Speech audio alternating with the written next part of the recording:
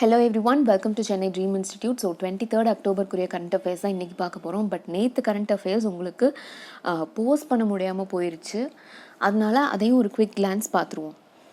So இதில் first news item, national police commemoration day October 21. October 21 வந்து நம்ம national police commemoration டே வந்து observe பண்ணுறோம்.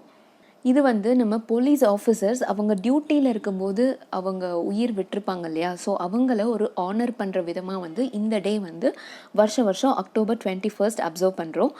அந்த வகையில் அந்த லாஸ்ட் இயர் பார்த்தீங்கன்னா police on duty 377 police people வந்து இறந்து போயிருக்காங்க while on duty. Okay, so அவங்கள கமெமரேட் பண்ணுற விதமாக இந்த டே வந்து போலீஸ் கம்யூனிட்டி அப்சர்வ் பண்ணியிருக்காங்க. அண்ட் இந்த டே எதுக்காக செலக்ட் பண்ணாங்க அப்படின்னா, நமக்கு 1959 அக்டோபர் 21 தான் நம்ம சைனாவோட ட்ரூப்ஸ் வந்து நம்மளோட சிஆர்பிஎஃப் பீப்புள், சிஆர்பிஎஃப்னா நமக்கு சென்ட்ரல் ரிசர்வ் போலீஸ் ஃபோர்ஸ் இருக்கு இல்லையா, அவங்க 10 பேரை வந்து கொன்றுப்பாங்க.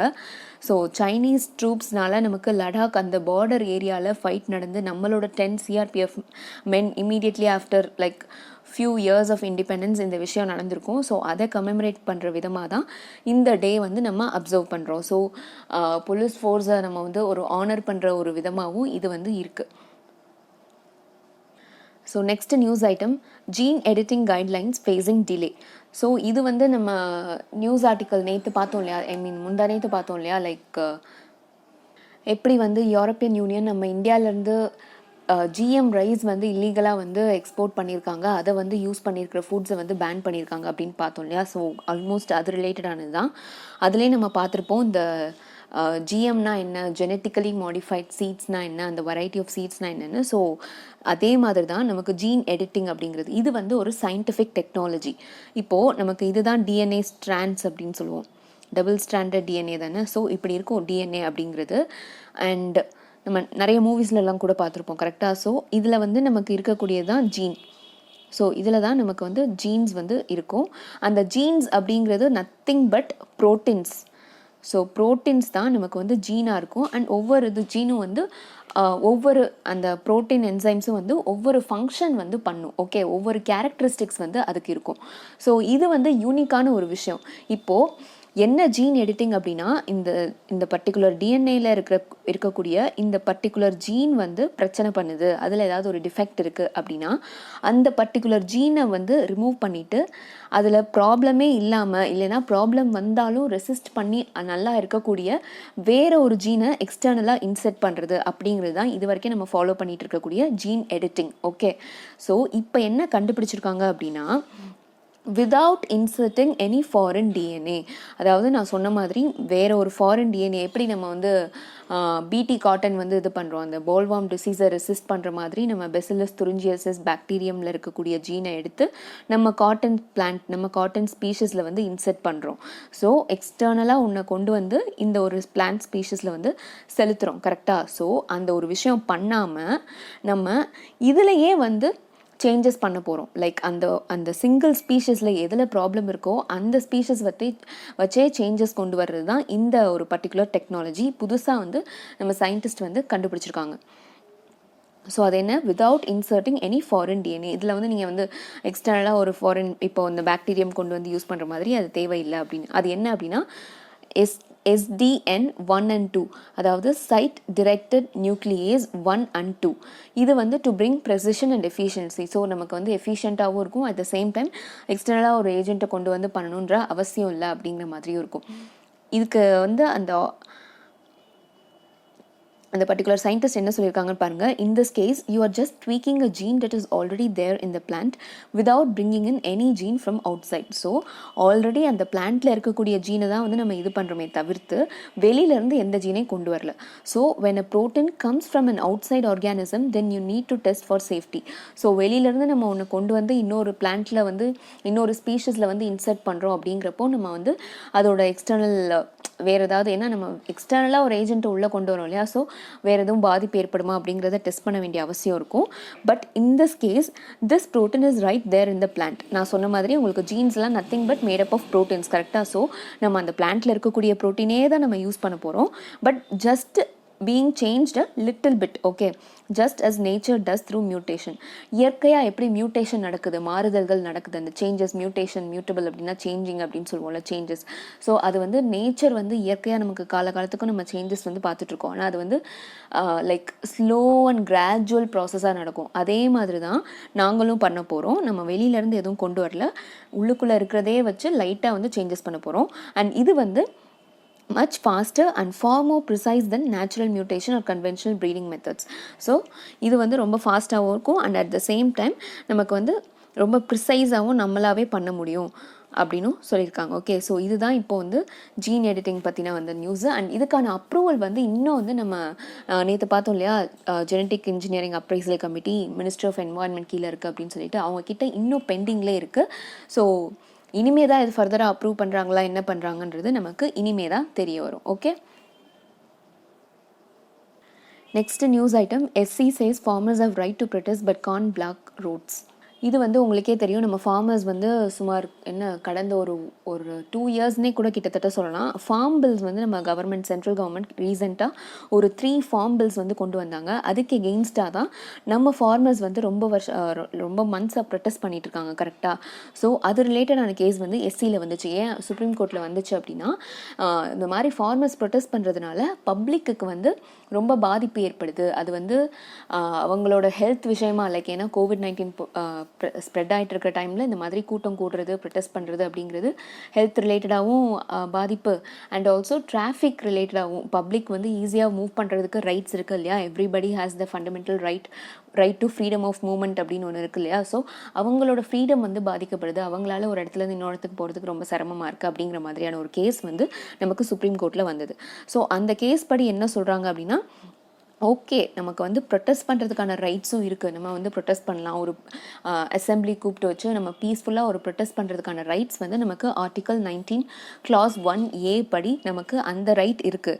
ஆனால் அட் த சேம் டைம் நான் சொன்ன மாதிரி freedom of movement, right to movement of the public, அவங்களுக்கும் ரைட் டு மூவ்மெண்ட் அப்படிங்கிற ரைட் இருக்கு இல்லையா. ஸோ அதை சுப்ரீம் கோர்ட் வந்து எடுத்து சொல்லி ஃபார்மர்ஸை வந்து ஒரு பர்டிகுலர் பிளேஸில் இருந்து ப்ரொட்டஸ்ட் பண்ணுங்கள், லைக் பப்ளிக்கு எந்த விதமான இடையூறும் வராமல் ப்ரொட்டஸ்ட் பண்ணுங்கள், COVID-19 ப்ரோட்டோகால்ஸை ஃபாலோ பண்ணி ப்ரொட்டஸ்ட் பண்ணுங்கள்.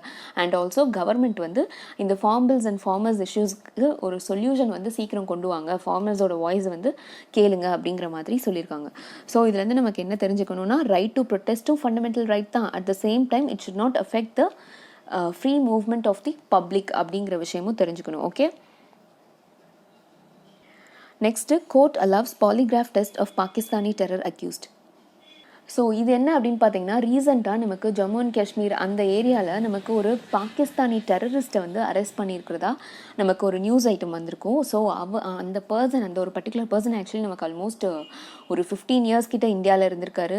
பாகிஸ்தான் பஞ்சாப்லேருந்து வந்து இந்தியாவில் இருந்து நமக்கு வெஸ்ட் பெங்கால் ஒரு பீகார் அங்கே இருந்துட்டு அதுக்கப்புறம் நமக்கு வந்து லோக்கல் நம்ம இந்தியன் ஒரு உமன் வந்து மேரேஜ் பண்ணி தென் மேரேஜ் சர்டிஃபிகேட் கொஞ்சம் அஃபிஷியலாக நமக்கு இந்தியன் டாக்குமெண்ட்ஸ் என்னென்ன தேவைப்படுமோ அதெல்லாம் அப்டெயின் பண்ணி இருந்திருக்காரு. அண்ட் ஆல்சோ நமக்கு 2011 அதுக்கப்புறம் நடந்த எல்லா விதமான டெரர் அட்டாக்ஸ்லையும் இவருக்கு லிங்க் இருக்குது அப்படிங்கிற மாதிரி நமக்கு வந்து நம்ம ஏஜென்சி வந்து கண்டுபிடிச்சிருந்தாங்க.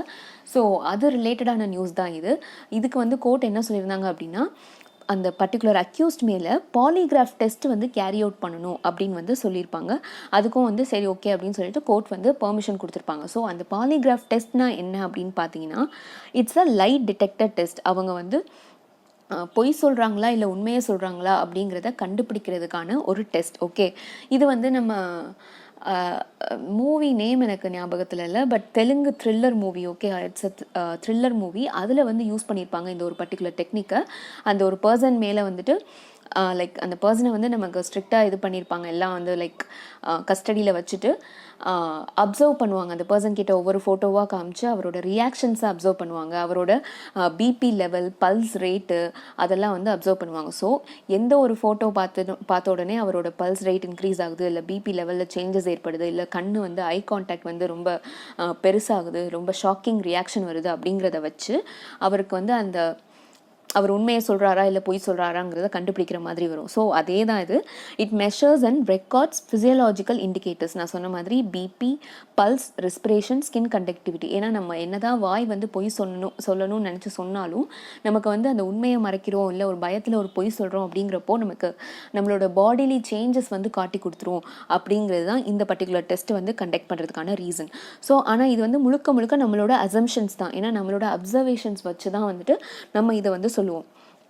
அண்ட் ஆல்சோ அதனாலே இதுக்கு வந்து நியூமரிக்கல் வேல்யூஸ் அசைன். ஏன்னா அப்போ தானே தெரியும். ஸோ அவங்க வந்து அப்சர்வ் பண்ணிக்குவாங்க. நார்மலாக இருக்கும்போது இதெல்லாம் வந்து என்ன ரேஞ்சில் இருக்குது அப்படிங்கிறதுக்கு ஒரு வேல்யூ.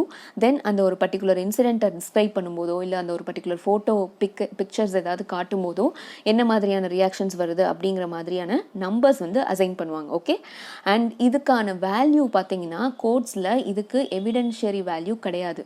ஜஸ்ட் ஃபார் ஒரு நம்ம ஏன்னா இது அசம்ஷனில் பண்ணுறது தான் இல்லையா. ஸோ இதை வந்து லைக் இதை மட்டுமே ஒரு எவிடன்ஸ் ஒரு ஆதாரமாக எடுத்துகிட்டு போய் நம்ம கோர்ட்டில் இந்த பர்சன் தான் கில்ட்டி அப்படின்னு சொல்லிட்டு நம்மளால் ப்ரூவ் பண்ண முடியாது. ஸோ இதையும் நல்லா ஞாபகம் வச்சுக்கோங்க. It has no evidentiary value in courts. Okay. Next UK India joint military exercise. So actually it's a maritime exercise. Military எக்ஸசைஸ்ன்றதை விட it's a naval exercise. Okay. இது வந்து நேம் என்ன அப்படின்னு பார்த்தீங்கன்னா எக்ஸசைஸ் கொங்கன் சக்தி. ஓகே. கொங்கன் சக்தி இப்போ ரீசெண்டாக நம்ம India and United Kingdom complete பண்ணியிருக்கோம். அண்ட் இது பார்த்திங்கன்னா நமக்கு நம்மளோட INS frigate Tabar and Westminster அப்படின்னு சொல்லிட்டு யூகேயோட நேவல் வார்ஷிப். ஸோ இது ரெண்டும் சேர்ந்து தான் கண்டக்ட் பண்ணியிருப்பாங்க. அண்ட் இது வந்து நம்ம 3 விதமாகவும் இது வந்து நம்மளோட இந்தியா அண்ட் யூகேக்கு இருக்கக்கூடிய பைலேட்ரல் டைஸ். அண்ட் 3 எக்ஸசைஸும் நம்ம கண்டக்ட் பண்ணுறோம். மிலிட்ரி எக்ஸசைஸ் ஆர்மி பவரும் இருக்குது. தென் ஏர்ஃபோர்ஸ் லைக் அஜயா வாரியர் அப்படிங்கிற ஒரு எக்ஸசைஸும் நம்ம இவங்களோட கண்டக்ட் பண்ணுறோம். அண்ட் நம்ம இதுக்கு முன்னாடி தான் நம்ம யூஎஸோட இதுவும் பார்த்துருந்தோம். கரெக்டாக அந்த எக்ஸசைஸ் பேர் ஞாபகம் இருக்கா? எக்ஸசைஸ் யுத் அபியாஸ் அப்படின்னு சொல்லிட்டு பார்த்துருப்போம். ஸோ யூஎஸோட எக்ஸசைஸ் யுத் அபியாஸ் இது வந்து கொங்கன் சக்தி அப்படிங்கிறது நேவல் எக்ஸசைஸ் யூகேயோட கண்டக்ட் பண்ணி நம்ம வந்து முடிச்சிருக்கோம். ஸோ இதெல்லாமே நம்ம மிலிட்ரி பவர் என்ஹான்ஸ் பண்ணுற மாதிரியும் இருக்கும். அட் த சேம் டைம் நம்ம அந்தந்த கண்ட்ரீஸோட பைலேட்ரல் கோஆப்ரேஷன் வந்து மெயின்டைன் பண்ணுறதுக்கு ஒரு சான்ஸாகவும் இருக்கும். Okay. Next system to track prisoners on parole. Prisons அப்படின்னு நம்ம எதோ சொல்கிறோம் அப்படின்னு பார்த்தீங்கன்னா நமக்கு ஆல் ஓவர் த கண்ட்ரி நிறையா ப்ரிசன்ஸ் இருக்குது, நிறையா கன்விக்ஸ் இருக்காங்க, லைக் அக்யூஸ்ட் இருக்காங்க, ப்ரிசனர்ஸ் வச்சுருக்கோம். அப்படிங்கிறப்போ நமக்கு ப்ரிசன் வந்து ஒரு மெயின்டைன் பண்ணணும் ப்ராப்பராக அப்படிங்கிற ஒரு need especially during the time of covid வந்து நமக்கு தேவைப்பட்டுச்சு. அண்ட் இதில் 3 விஷயம் என்னென்ன அப்படின்னா ப்ரிசன்ஸ்க்கு ஃபஸ்ட்டு இன்ஃபர்மேஷன் மேனேஜ்மெண்ட் சிஸ்டம். நமக்கு வந்து இன்ஃபர்மேஷன் ரெகுலராக அங்கே ப்ரிசன்ஸில் என்ன நடக்குது அப்படிங்கிற இன்ஃபர்மேஷன் நமக்கு வந்து ஒரு டிஜிட்டலி அவைலபிளாக இருக்கணும் அப்படிங்கிறது. அண்ட் ஆல்சோ சிட்டிசன்ஸுக்கு லைக் எந்தெந்த ப்ரிசன்ஸ் எங்கெங்கே இருக்குது, லைக் ப்ரிசன்ஸ் பற்றின ஸ்டாட்டிஸ்டிக்கல் டேட்டா இருக்கும்ல, எவ்வளோ பேர் ப்ரிசனில் இருக்காங்க, என்ன மாதிரியான இந்த மாதிரியான ஸ்டாட்டிஸ்டிக்கல் டேட்டா இருக்கக்கூடிய ஒரு போர்ட்டல். அண்ட் தென் இன்னொன்று ப்ரிசன்ஸில் இருந்து மேனுஃபேக்சர் பண்ணுவாங்க இல்லையா ப்ராடக்ட்ஸு, லைக் ப்ரிசன்ஸில் என்ன நிறைய பேர் வேலை பார்ப்பாங்க, இதெல்லாமே நம்ம பார்த்துருப்போம். ஸோ அந்த வேலை பார்த்து அவங்க ஒரு மேனுஃபேக்சர் பண்ணி அங்கே ஏர்ன் பண்ணுற சேலரி அதெல்லாம் அவங்களுக்கு தனியாக ரிலீஸ் ஆகும்போது கொடுப்பாங்க. ஸோ அவங்க மேனுஃபேக்சர் பண்ணுற ப்ராடக்ட் இருக்கு இல்லையா, அது எந்தெந்த ப்ரிசன்ஸில் என்ன மாதிரியான ப்ராடக்ட்ஸ் வந்து அங்கே இருக்கிற ப்ரிசனர்ஸ் வந்து மேக் பண்ணுறாங்க, இந்த மாதிரியான இன்ஃபர்மேஷன்லாம் அந்த போர்ட்டலில் அவைலபிளாக இருக்கணுன்றது தான் இந்த ப்ரிசன் இனிஷியேட்டிவோட ஆப்ஜெக்டிவ்ஸ் அப்படின்னு சொல்லலாம். ஓகே, காம்போனன்ட்ஸ் அப்படின்னு சொல்லலாம். அண்ட் இன்னொரு விஷயம் என்னென்னா இன்டர்ஆப்ரபிள் கிரிமினல் ஜஸ்டிஸ் சிஸ்டம், அதையும் என்ஹான்ஸ் பண்ணணும் அப்படிங்கிறது இன்றைக்கி நியூஸில் சொல்லியிருப்பாங்க. ஸோ 2 விஷயம், ப்ரிசன்ஸ் வந்து கரெக்டாக மெயின்டைன் பண்ணணும் and also interoperable criminal justice system. Criminal justice system பற்றி உங்களுக்கு தெரியும். ஏன்னா நமக்கு வந்து லா புக்ஸ் படி பார்த்திங்கன்னா உங்களுக்கு நமக்கு நிறையா இருக்குது. Like criminal code of procedure இருக்குது. தென் நமக்கு police codes forensics, then prisons again. So இந்த 4 விஷயமும் நமக்கு மாற்றி ஒரு விஷயத்துலேருந்து இன்னொன்று வந்து இன்வால்வ் ஆகிட்டே தான் இருக்கும். இப்போ போலீஸ்னால் நமக்கு ஆட்டோமேட்டிக்லி அவங்க கோர்ட்டில் ப்ரொடியூஸ் பண்ணுவாங்க. தென் எவிடன்ஸ்க்கு நம்ம ஃபாரன்சிக் போகிற மாதிரி இருக்கும். இந்த மாதிரி அவங்க வந்து லைக் இன்டர் கனெக்டடாக தான் இருப்பாங்க கரெக்டாக. ஸோ அவங்களுக்கு ஏதாவது ஒரு டீட்டெயில்ஸ் தேவை, ஒரு இன்ஃபர்மேஷன் தேவை அப்படின்னா அவங்களுக்கு வந்து ஈஸியாக கிடைக்கிறதுக்கு ஒரு இன்டர்ஆப்ரபிள் போர்ட்டலாக வந்து இருக்கணும் அப்படிங்கிறது தான் இந்த இன்டர்ஆப்ரபிள் கிரிமினல் ஜஸ்டிஸ் சிஸ்டம் அப்படிங்கிறது. ஸோ இதையும் ப்ராப்பராக மெயின்டைன் பண்ணணுன்றது இப்போது இந்த 2 விஷயமும் ரீசெண்டாக நம்ம மினிஸ்ட்ரி ஆஃப் ஹோம் அஃபேர்ஸ் வந்து வந்து நம்ம மற்ற ஸ்டேட்ஸுக்கும் அங்கே இருக்கக்கூடிய ப்ரிசன்ஸுக்கும் டிரெக்ட் பண்ணியிருப்பாங்க. இதெல்லாம் ப்ராப்பர் அட்வைஸ் பண்ணியிருப்பாங்க. இதெல்லாம் ப்ராப்பராக ஃபாலோ பண்ணுங்கள், ப்ரிசன்ஸ் ப்ராப்பராக மெயின்டைன் பண்ணுங்கள், and also interoperable criminal justice சிஸ்டம்லையும் ப்ராப்பராக அப்லோட் பண்ணுங்கள் அப்படின்னு சொல்லியிருப்பாங்க. அண்ட் எதை பற்றினா especially parole, furlough, premature release. So இந்த 3 விஷயத்தை பற்றியும் இதை பற்றின இன்ஃபர்மேஷன் வந்து டிரெக்டாக வந்து நமக்கு ப்ரிசன்ஸ்லையும் லைக் இந்த இன்டர்ஆப்பரபிள் சிஜேஎஸ்லையும் அவைலபிளாக இருந்துச்சு அப்படின்னா நமக்கு ரொம்பவே ஃபங்க்ஷனிங் பண்ணுறதுக்கு ஈஸியாக இருக்குன்றது தான் நம்ம எம்ஹெச்ஏ வந்து ரீசெண்டாக எல்லா ஸ்டேட்ஸ்க்கும் கொடுத்துருக்கக்கூடிய அட்வைஸ். அண்ட் இப்போ வந்து நம்ம பரோல், ஃபர்லோ, ப்ரிமெச்சூர் ரிலீஸ்னால் என்னென்னு பார்த்துடலாம். ப்ரிமெச்சூர் ரிலீஸ் உங்களுக்கு அந்த நேம்லேயே புரிஞ்சிடும். லைக் தண்டனை காலம் அந்த சென்டென்ஸ் முடிகிறதுக்கு முன்னாடி வந்து ரிலீஸ் பண்ணுறது. அண்ட் பரோல் அப்படின்னு பார்த்தீங்கன்னா நமக்கு இதுவும் நிறையா மூவிஸில் கேள்விப்பட்டிருப்போம். பரோலில் விட்டுருப்பாங்க. ஏதாவது ஒரு ஃபேமிலி ஃபங்க்ஷனாக இருக்கும், இல்லைனா ஏதாவது ஒரு ஃபேமிலியில் உங்கள் இம்பார்ட்டன்ட் பர்சன் இறந்துட்டாங்க அப்படின்னா அதுக்கு வந்து பரோலில் வெளியே வராங்க அப்படின்னு இருக்கும் இல்லையா. ஸோ அதுதான் பரோல் அப்படிங்கிறது. இது வந்து releasing a prisoner with suspension of the sentence. இது வந்து அந்த பிரிசனருக்கு இருக்கக்கூடிய ரைட் அப்படின்னு கிடையாது. பரோல் வந்து பிரிசனரோட ரைட் கிடையாது. அவருக்கு வந்து லைக் இந்த மாதிரியான ஒரு இஷ்யூஸ், அந்த ஒரு மனிதாபிமானத்தின் அடிப்படையில் இந்த மாதிரி இஷ்யூஸ் நடந்திருக்கு அப்படின்னா இந்த பரோல் வந்து அந்த ஒரு பர்டிகுலர் பர்சனுக்கு அசைன் பண்ணுவாங்க. அட் த சேம் டைம் அந்த பிரிசனர் வந்து வெளியே போகவே கூடாது, அவர் வந்து என்ன பிரச்சனை, என்ன ஒரு இஷ்யூவாக இருந்தாலும் அவர் வெளியே போகிறதுனால ஆபத்து தான் அப்படின்னு முடிவு பண்ணிட்டாங்கன்னா அவங்க வந்து அந்த பிரிசனருக்கு இந்த பரோல் கிடைக்கிறதும் கிடைக்காது. ஓகே. அண்ட் இது வந்து நம்ம அந்த பரோலில் இருக்கும்போது நம்ம வந்து ரிப்போர்ட் பண்ணிக்கிட்டே தான் இருக்கணும். நம்ம போலீஸ் பீப்புளுக்கு வந்து ரிப்போர்ட் பண்ணிகிட்டே தான் இருக்கணும் நம்ம எங்கே இருக்கோம், என்ன பண்ணுறோம் அப்படிங்கிறது. அண்ட் ஃபர்லோ அப்படிங்கிறது கிட்டத்தட்ட பரோல் மாதிரி தான். இது வந்து லாங் டேர்மாக ஜெயிலில் இருப்பாங்க இல்லையா, long term imprisonment, long term சென்டென்ஸில் அவங்களுக்கு அவங்க சென்டென்ஸை குறைக்கிற விதமாக கொடுக்குறது. இது வந்து அந்த பர்சனுக்கு, அந்த பிரிசனருக்கு இருக்கக்கூடிய ஒரு மேட்டர் ஆஃப் ரைட் தான். ஸோ பரோலுங்கிறது அவருக்கு இருக்கக்கூடிய ரைட், உரிமை கிடையாது. பட் ஃபர்லோங்கிறது உரிமை இருக்குது.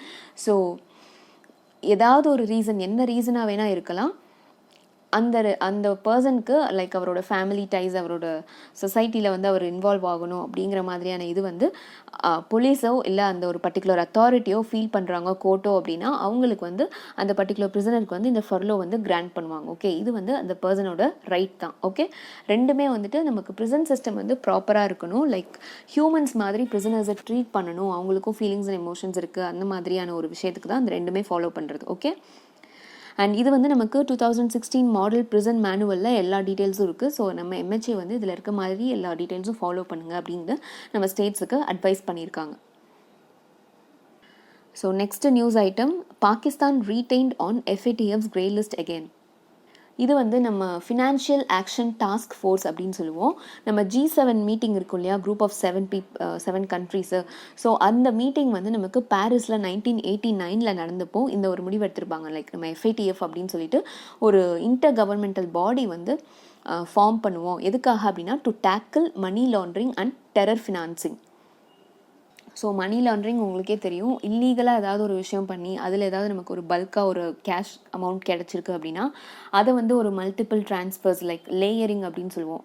அது மூலமாக ஒரு மல்டிபிள் ட்ரான்ஸ்ஃபர்ஸில் ஈடுபட்டு அது வந்து இல்லிசிட், அந்த ஒரு இல்லீகல் ஆக்டிவிட்டி மூலமாக தான் நமக்கு அந்த அமௌண்ட் வந்துச்சுன்றது தெரியாத அளவுக்கு அவ்வளோ டிரான்சாக்ஷன்ஸ் பண்ணி திருப்பி வந்து அதை ஒரு நம்ம இருக்கக்கூடிய லீகல் ஃபினான்ஷியல் சிஸ்டமில் இது பண்ணி விடுறது. ஸோ இது வந்து நமக்கு ஜிடிபி லெவல்லையும் ரொம்ப வர்ஸ்ட்டாக போயிடும். அதே நேரத்தில் அந்த பர்டிகுலர் மணி, அந்த பல்க் ஆஃப் கேஷ் வந்து எதுக்காக யூஸ் பண்ணுறாங்க, ஏன்னா திருப்பி வந்து அது அகேன் ஒரு இல்லீகல் ஆக்டிவிட்டிக்கு ப்ரொமோட் பண்ணுறதுக்கு தானே ஆப்வியஸ்லி யூஸ் பண்ணுவாங்க. ஸோ இது மாதிரியான இஷ்யூஸ். அண்ட் இது மேஜர்லி பார்த்திங்கன்னா உங்களுக்கு பெரிய பெரிய இன்டர்நேஷ்னல் இஷ்யூஸ், டெரரிசம், தென் அந்த ட்ரக் டிராஃபிக்கிங் ரீசெண்டாக கூட நம்ம பார்த்துருந்தோம் இல்லையா. ஸோ இந்த மாதிரியான இல்லீகல் ஆக்டிவிட்டீஸ்க்கு யூஸ் பண்ணுறதுக்கான சான்சஸ் நிறையா இருக்குது. அண்ட் டெரர் ஃபினான்சிங்கும் அதே மாதிரி தான், டெரர் ஃபண்டிங் அப்படின்னு சொல்லுவோம். டெரரிசம் ப்ரமோட் பண்ணுறதுக்காக ஒரு கண்ட்ரி வந்து இன்னொரு கண்ட்ரியில் டெரர் ஆக்டிவிட்டீஸ் கொடுக்குறதுக்காக டெரரிஸ்ட்க்கு வந்து நிறைய அமௌண்ட்ஸ் ஃபண்ட் பண்ணுவாங்க. ஸோ இது மாதிரியெல்லாம் இருக்கும். இதை தடுக்கிறதுக்காக தான் இந்த ஒரு பர்டிகுலர் இன்டர் கவர்மெண்டல் பாடி வந்து 1989 ஃபார்ம் பண்ணாங்க. அண்ட் இதில் மெம்பர் கண்ட்ரீஸ் பொறுத்த வரைக்கும் 37 மெம்பர் கண்ட்ரீஸ் இருக்காங்க, including India. Okay. So India is also member of FATF. And இதை பொறுத்த வரைக்கும் பார்த்தீங்கன்னா 2 லிஸ்ட் இருக்குது.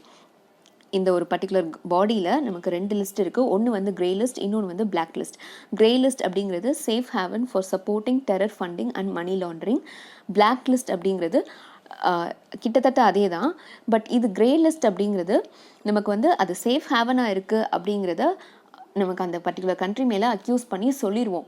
சொல்லிவிட்டு அதுக்கப்புறம் அது ஒரு லைக் ஒரு வார்னிங் சிஸ்டம் மாதிரி தான். அதுக்கப்புறமும் அந்த கண்ட்ரி வந்து அவங்க எந்த ஸ்டெப்பும் எடுக்கலை, மாற்றலை அப்படின்னா நெக்ஸ்ட் லிஸ்ட்டுக்கு போயிடும், பிளாக் லிஸ்ட்டுக்கு. ஸோ அதில் வந்து டிக்ளரே பண்ணிடுவாங்க நான் கோஆப்ரேட்டிவ் கண்ட்ரீஸ் ஆர் டெரிட்டரிஸ் அப்படின்னு சொல்லிட்டு. எதுக்காக? To support terror funding and money laundering. So first விஷயத்தில் வார்னிங் சிஸ்டம் மாதிரி சொல்லுவாங்க, அது வந்து grey list.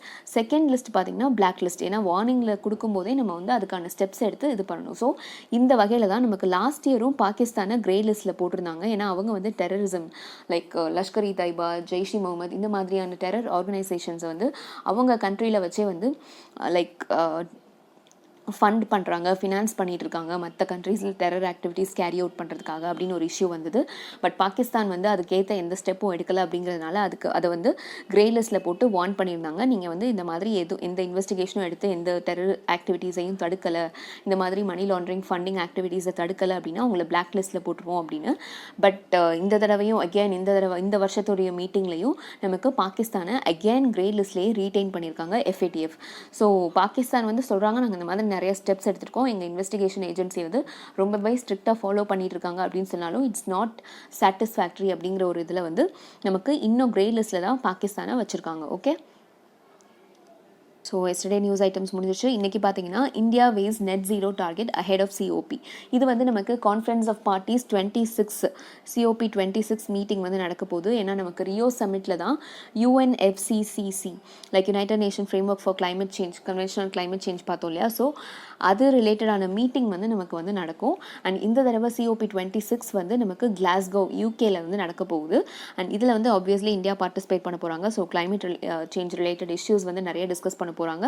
Especially net zero target. அது என்ன நெட் ஜீரோ டார்கெட்னா, நம்ம வந்து பியூர்லி இந்த greenhouse gas emission like especially carbon எமிஷன்ஸை வந்து கண்ட்ரோல் பண்ணிடுவோம் அப்படின்னு ஒரு பர்டிகுலர் டைம் ஃப்ரேம் வந்து கொடுக்க சொல்லுவாங்க. அண்ட் மோஸ்ட்லி இப்போ நம்ம லைக் லாஸ்ட்டாக பார்த்த எல்லா நியூஸ் ஐட்டம்ஸுமே நமக்கு UK மினிஸ்டர் விசிட் பண்ணதாக இருக்கட்டும், இல்லைனா US அஃபீஷியல் வந்து நம்ம இந்தியாவை விசிட் பண்ணதாக இருக்கட்டும், எல்லாருமே வந்து கேட்டது உங்களோட டார்கெட் என்ன, நீங்கள் ஏன் நெட் ஜீரோ கமிட்மெண்ட் கொடுக்க மாட்டீங்க. ஏன்னா மற்ற கண்ட்ரீஸ் எல்லாருமே வந்து 2050 நாங்கள் வந்து நெட் ஜீரோ அச்சீவ் பண்ணிடுவோம் அப்படிங்கிற மாதிரிலாம் சொல்லியிருப்பாங்க. பட் இந்தியா வந்து அந்த வகையில் எந்த விதமான கமிட்மெண்ட்ஸும் கொடுக்கல. ஸோ எல்லாமே வந்துட்டு ஏன்னா நம்ம க்ரீன் ஹவுஸ் கேஸ் பொறுத்த வரைக்கும் எல்லா கண்ட்ரீஸுமே எஸ்பெஷலி ஃபஸ்ட்டு பார்த்திங்கன்னா சைனா வந்து ஃபர்ஸ்ட் லார்ஜஸ்ட் எமிட்டர் அப்படின்னு சொல்கிறோம். அண்ட் தேர்ட் லார்ஜஸ்ட் எமிட்டர் பார்த்திங்கன்னா நம்ம கண்ட்ரி தான். பட் இன்னும் வந்து நம்ம வந்து டார்கெட்ஸ் வந்து ஃபிக்ஸடாக கொடுக்கல. அண்ட் இனிமேல் தான் நமக்கு தெரியும் என்ன மாதிரியான ஸ்டெப்ஸ் வந்து. ஏன்னா நமக்கு ஆல்ரெடி லாஸ்ட் டைம் பாரிஸ் அக்ரிமெண்ட்டில் கொடுத்த டார்கெட்ஸ் எல்லாமே இருக்குது. ஸோ இந்த தடவை ஃபர்தராக நம்ம என்ன இம்ப்ரூவ் பண்ணுறோன்றது இனிமேல் தான் தெரியும். ஸோ நம்ம இந்தியா லெவலில் பார்த்திங்கன்னா உங்களுக்கே தெரியும், நம்ம கோல் யூஸ் பண்ணுறதுலேருந்து ரெனியூபிள் எனர்ஜிக்கு ஸ்லோ அண்ட் ஸ்டெடி கன்வெர்ட் ஆகிட்டு இருக்கோம். டார்கெட் வந்து நமக்கு 450 ஜிகாவாட் வந்து மேனுஃபேக்சர் பண்ணணும். அதில் 175 ஜிகாவாட் வந்து சோலார் எனர்ஜியாக இருக்கணும். தென் விண்ட் எனர்ஜி, ஹைட்ரோ, பயோ எல்லாமே பார்த்துட்ருக்கோம் கரெக்டாக. அண்ட் ஆல்சோ எலக்ட்ரிக் வெஹிக்கல்ஸ் வந்து ரொம்பவே புஷ் பண்ணிகிட்ருக்கோம். இந்த மாதிரியான ஸ்டெப்ஸ் வந்து சின்ன சின்ன ஸ்டெப்ஸ் எடுத்துகிட்டு இருக்கோம். பட் அல்டிமேட்லி ஒரு பர்டிகுலர் இயர் கமிட்மெண்ட்டுக்கு நெட் ஜீரோ அப்படின்னு சொல்லிட்டு நம்மளால் வர முடியுமான்றது இனிமேல் தான் தெரியும். அண்ட் இந்த மீட்டில் இந்தியா அண்ட் UK வந்து புதுசாக ஒரு ஸ்கீம் லான்ச் பண்ணுறதாகவும் இருக்காங்க, one world, one solar, one grid. Okay, so இதெல்லாம் நடந்ததுக்கப்புறம் நம்ம டீட்டெயில்டாக பார்க்கலாம் இன்னும். So just be aware about the news. Okay, next rocket systems BrahMos and offensive punch along LAC. Add offensive punch. So இது வந்து நமக்கு ரீசெண்டாக நம்மளோட ராக்கெட் சிஸ்டம்ஸ் நமக்கு LAC உங்களுக்கே தெரியும், லைன் ஆஃப் ஆக்சுவல் கண்ட்ரோல் நம்ம வந்து சைனாவோட வச்சுருக்கிறது கரெக்டாக. லைக் இந்த ஏரியாவில் நமக்கு வச்சுருப்போம், அருணாச்சல் பிரதேஷ், தென் சிக்கிம் அந்த ஏரியாவில் வச்சுருப்போம். ஸோ அருணாச்சல் பிரதேஷ் அந்த ஈஸ்டர்ன் செக்டார் இருக்கு இல்லையா, அந்த இடத்துல தான் நமக்கு வந்து இந்த ராக்கெட் சிஸ்டம்ஸாக இருக்கட்டும். ராக்கெட் சிஸ்டம்ஸ் அப்படிங்கிறப்போ 2 ராக்கெட் சிஸ்டம், 2 மிசைல் சிஸ்டம் நம்ம பார்க்க போகிறோம். ஒன்று வந்து பினாக்கா, இன்னொன்று வந்து ஸ்மர்ச். இது தென் BrahMos மிசைல். இது 3மே வந்து LACயில் வந்து டிப்ளாய் பண்ணியிருக்கோம். ஸோ இஃப் சைனா ஏதாவது அத்துமீறி பண்ணுறாங்க அப்படின்னா நம்ம ஈஸியாக அவங்களோட கண்ட்ரிக்குள்ளேயே ஈஸியாக இன்ட்ரூட் பண்ண முடியும் அப்படிங்கிறது தான் சொல்லியிருந்தாங்க. ஸோ அதில் இருந்த என்னென்ன சிஸ்டம்ஸ்ன்றதை பார்த்துடலாம். ஃபஸ்ட்டு வந்து பினாக்கா வந்து பார்த்திங்கன்னா இந்த கிளிப்பிங் பாருங்கள், indigenously developed and designed. So indigenously டெவலப்னா நம்ம நேட்டிவ் நம்ம கண்ட்ரியில் டெவலப் பண்ணது by DRDO, defence research and development organisation. So இதோட ரேஞ்ச் என்ன அப்படின்னு பார்த்தீங்கன்னா 38 கிலோமீட்டர். ஸோ 38 கிலோமீட்டர் ரேஞ்சில் வந்து நம்ம வந்து இதை வந்து லான்ச் பண்ண முடியும். ஸோ அதில் வந்து 6 லான்ச்சஸ் இருக்குது அப்படின்னா அந்த battery of 6 launchers of Pinaka can fire a salvo of 72 rockets in 44 seconds. So யோசிச்சு பாருங்கள், 44 செகண்ட்ஸ் ஜஸ்ட் வித்தின் அ மினிட்ல நமக்கு 72 ராக்கெட்ஸ் ஈஸியாக நம்மளால் லான்ச் பண்ண முடியும் இந்த பினாக்கா சிஸ்டம் மூலமாக. ஆக்சுவலி இதோட ரேஞ்ச் பார்த்தீங்கன்னா 38. இதுலேயே நமக்கு வந்து இப்போ ரீசெண்டாக ரிவைஸ்டு வெர்ஷன்லாம் வந்திருக்கு, மார்க் 2 அப்படின்னு சொல்லிட்டு. இது பார்த்தீங்கன்னா நமக்கு ஆல்மோஸ்ட் ஒரு 90 கிலோமீட்டர் ரேஞ்ச் வரைக்கும் ரீச் ஆகக்கூடியது. பட் இப்போதைக்கு நம்ம டிப்ளாய் பண்ணியிருக்கிறது 38 கிலோமீட்டர், ஒரு 40 கிலோமீட்டர் ரேஞ்சில் தான் நம்ம வந்து டிப்ளாய் பண்ணியிருக்கோம். அண்ட் அதே மாதிரி தான் ஸ்மர்ச் அப்படிங்கிற இன்னொரு ராக்கெட் சிஸ்டம். இது வந்து பார்த்தீங்கன்னா இம்போர்ட்டட், அதாவது நம்ம வந்து ரஷ்யா கிட்ட இருந்து ப்ரொக்யூர் பண்ணியிருக்கோம்.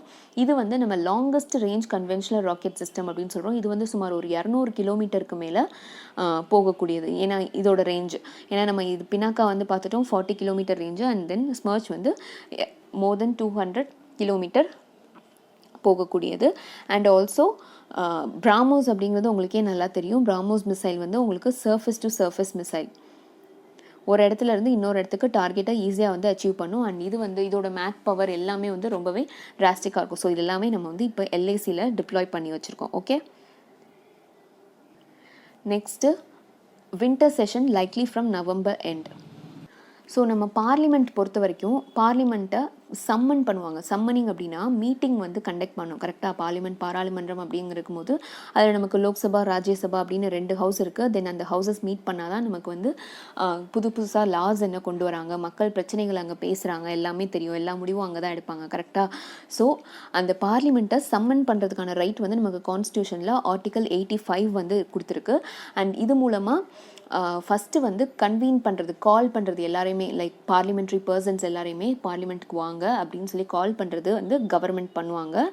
அண்ட் தென் ஃபர்தராக வந்து பிரசிடெண்ட் வந்து இதை இனிஷியேட் பண்ணுவாங்க. எப்போவுமே நீங்கள் பார்த்தீங்கன்னா தெரியும், பிரசிடெண்ட் வந்து ஃபஸ்ட்டு வந்து ஸ்பீச் கொடுப்பாங்க. அண்ட் ஆல்சோ புதுசாக ஒரு கவர்மெண்ட் வந்திருக்கு அப்படின்னாலும் பார்லிமெண்ட்டை தொடங்கி வைக்கிறது பிரசிடெண்ட் ஸ்பீச் மூலமாக தான் தொடங்கி வைப்பாங்க. ஸோ அது மாதிரி தான் நடக்கும். அண்ட் யூஸ்வலி இது பற்றின அனௌன்ஸ்மெண்ட் வந்து கவர்மெண்ட் சைட்லேருந்து cabinet committee on parliamentary affairs தான் பண்ணுவாங்க. ஓகே, ஸோ அஃபீஷியலாக லான்ச் பண்ணுறது பிரசிடென்ட் பண்ணுற மாதிரி இருக்கும். பட் ஆக்சுவலி பண்ணுறது பார்த்தீங்கன்னா cabinet committee on parliamentary affairs government சைட்லேருந்து தான் வரும். ஓகே, அண்ட் பார்லிமெண்ட் பொறுத்த வரைக்கும் 3 செஷன்ஸ் கண்டக்ட் பண்ணுவோம்.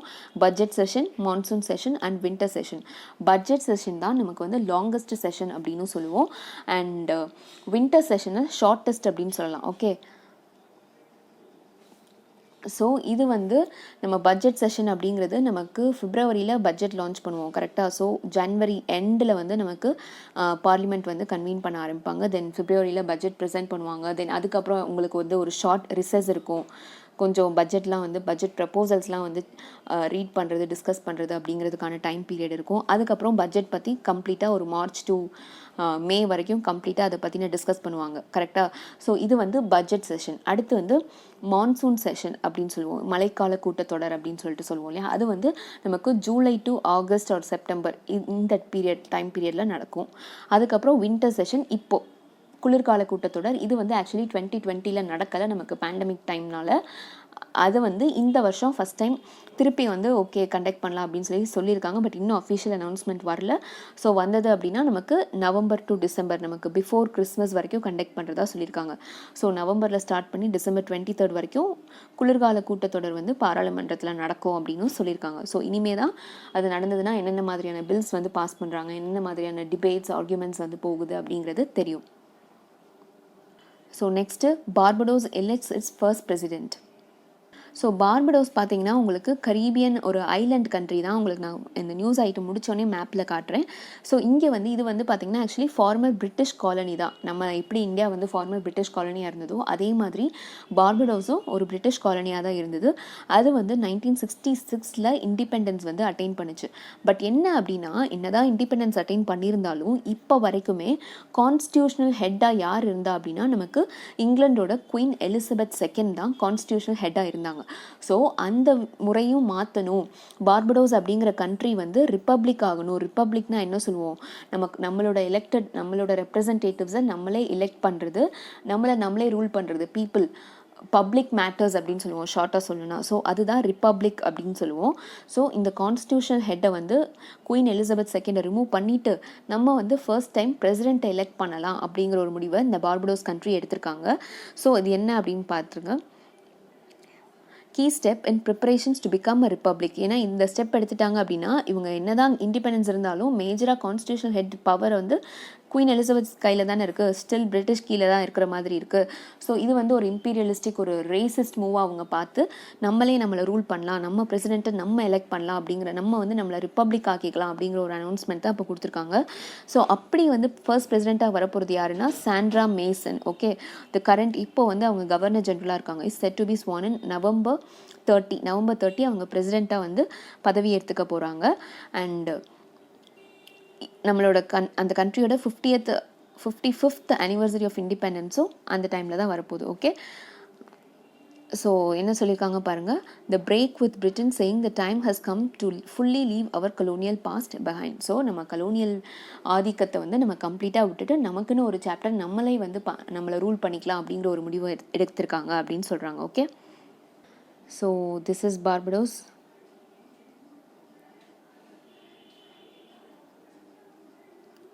ஓகே, ஸோ நமக்கு நிறைய கரீபியன் ஐலண்ட் கண்ட்ரீஸ் இருக்கும். எஸ், சவுத் அமெரிக்கா மேலே இருக்கும். ஓகே, லைக் நமக்கு வெனிசுலா, பியோட்டோரிக்கோ அது பக்கத்தில், டொமினிக்கன் ரிப்பப்ளிக் அது பக்கத்தில் வரும். Okay, so that's it for today guys. Thank you so much for listening. See you tomorrow.